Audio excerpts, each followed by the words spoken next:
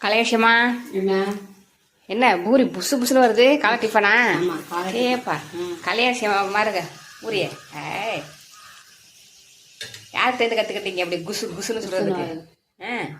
என்னை பார்த்தா அம்மாச்சி கற்றுக்கிறச்சாங்க. மாவில் வந்து கொஞ்சம் சீனி போட்டு பிணைஞ்சா புசு புசுன்னு வரும். புசு புசுன்னு வருமா? கற்றுக்கங்க ஃப்ரெண்ட்ஸ். கலையேசிட்டேருந்து பூரியை பாருங்க, கலையேசி போட்டு எடுக்க போகுது. காலையில இன்னைக்கு பூரி. ஏய்